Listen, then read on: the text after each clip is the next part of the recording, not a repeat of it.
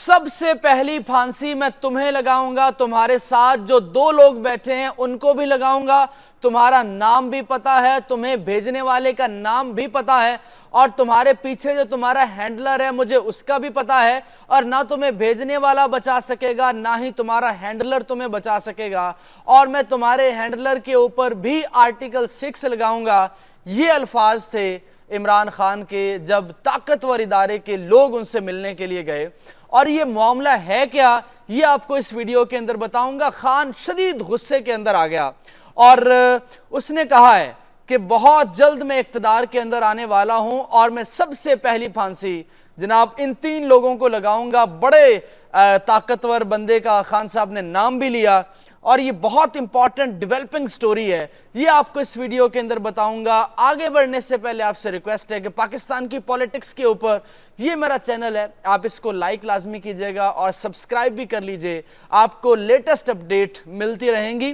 اور اسپیشلی عمران خان جی کے جو کیسز ہیں اس حوالے سے، جو الیکشن کی صورتحال ہے اس حوالے سے، لہٰذا عمران خان سے عدالت کے اندر جناب جو توہین الیکشن کمیشن کیس ہے اور توہین چیف الیکشن کمشنر، ایک تو ہمارا مسئلہ یہ ہے کہ ہر بندے کی توہین ہو جاتی ہے۔ کسی جج کے بارے میں کچھ کہہ دو جناب آپ نے عدالت کی توہین کر دی، اب الیکشن کمیشن کا کام ہے 5 سالوں بعد ایک دفعہ الیکشن کرانا، اور اگر اس کے بارے میں آپ کہہ دو تو جناب آپ نے توہین کر دی، الیکشن کمیشن کی توہین کر دی۔ انسانوں کی توہین نہیں ہوتی کیا؟ اصل عوام ہے پاکستان کی ریاست، اچھا عوام کی توہین کی ان کو فکر نہیں ہے۔ میں بڑی امپورٹنٹ نیوز آپ کو اس ویڈیو کے اندر دوں گا۔ خان بڑا غصے میں آ گیا۔ اچھا ایک اور بڑا مسئلہ ہے ہمارے ہاں، آپ کسی کو کہہ دو کچھ، آپ کے اوپر پرچہ ہو جائے گا، آپ کو اٹھا لیا جائے گا۔ یہ تو دستور ہے پاکستان کے اندر، اور اس لیے دنیا ڈیپ اسٹیٹ کہتی ہے۔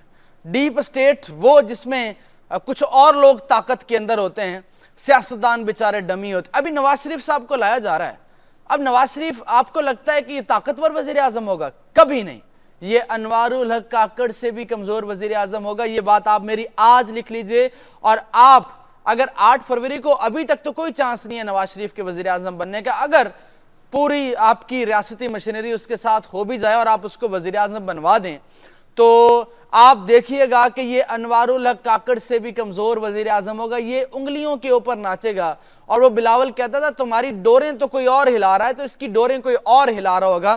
میں آتا ہوں اپنے اس پوائنٹ کے اوپر جو جیل سے خبر آئی ہے۔ عمران خان نے کہا ہے جناب میں تم تینوں کا نام جانتا ہوں، اور تمہیں جس نے بھیجا ہے میں اس کا نام بھی جانتا ہوں، تمہارے ہینڈلر کو بھی نہیں چھوڑوں گا، اور تمہارا ہینڈلر بھی تمہیں نہیں بچا پائے گا۔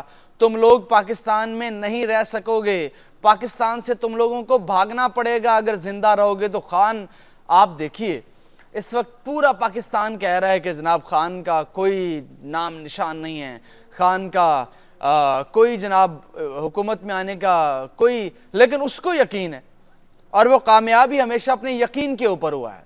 بہت سے لوگ مجھے کامنٹ میں کہتے ہیں کہ یار آپ غزہ کے اوپر اچھی خبریں بناتے ہیں، لیکن آپ کی اس پولیٹکس کے اوپر جو ہے یا آپ جو خان کو سپورٹ کرتے ہیں، سر جی میں کچھ ریزنز کے اوپر خان کو سپورٹ کرتا ہوں، اس بات میں کوئی سچائی نہیں ہے، لیکن میں بطور نیوٹرل رہ کے بھی آپ تک خبریں پہنچاتا ہوں۔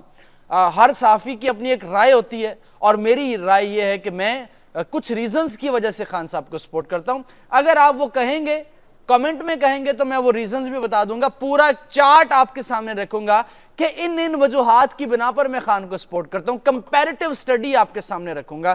میں آگے چلتا ہوں، خبر چونکہ بڑی امپورٹنٹ آپ کے ساتھ میں نے پہنچانی ہے۔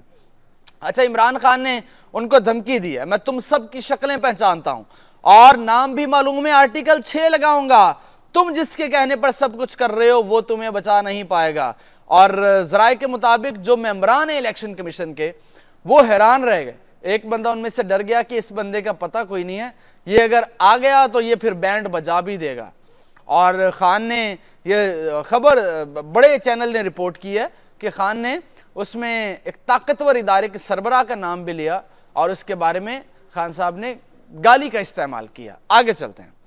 اچھا فواد چودھری اور عمران خان کی جو توہین الیکشن کمیشن اور توہین چیف الیکشن کمشنر، اندازہ لگا لیجئے، ان کا کیس ہے، اور وہ انہوں نے باقاعدہ اس پہ ٹرائل شروع کر دیا ہے۔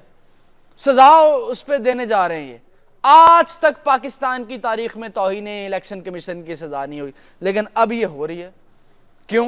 क्योंकि जनाब खान साहब ने कोई आपकी हुजूर की शान में कोई ऐसा लफ्ज़ कह दिया जो हुजूर को नागवार गुजरा, और हुजूर ने जनाब उस पर कार्रवाई। अच्छा, वो इलेक्शन कमीशन क्या कह रहा है? इलेक्शन कमीशन कह रहा है कि जनाब 12 जुलाई को बक्कर का अवामी जलसा, आपको याद होगा, अगर आपको नहीं याद तो आप 12 जुलाई का बक्कर का जलसा, जो कि बहुत बड़ा जलसा था, बहुत बड़ा, बक्कर की तारीख का सबसे बड़ा जलसा था, उसमें इमरान खान ने चीफ इलेक्शन कमिश्नर को मुखातिब करके कहा कि जनाब तुम, वो बड़े गैर मुनासिब अल्फाज हैं, वो अब क्या दोहराने, ले आगे चलते हैं। अच्छा, फिर वो कहता है कि जनाब आपने 4 अगस्त को 2022 को और 10 अगस्त 2022 को इलेक्शन कमीशन को स्कैंडलाइज किया, आपने स्कैंडल बना दिया इलेक्शन कमीशन का, आपने कह दिया कि ये तो मुंशी है। अब इमरान खान ने उसको मुंशी कहा, फवाद चौधरी ने भी इलेक्शन कमीशन को मुंशी कहा, तो जनाब ये उन्होंने कहा है कि जनाब आपने गैर पार्लिमानी और नामुनासिब अल्फाज का इस्तेमाल किया है, हमारे पास शवाहिद हैं, वीडियोज़ हैं, दस्तावेज़ हैं, आपके खिलाफ ट्रायल शुरू किया जाएगा, और आपने जनाब तौहीन की, और जनाब हम आपके खिलाफ कार्रवाई के मजाज हैं।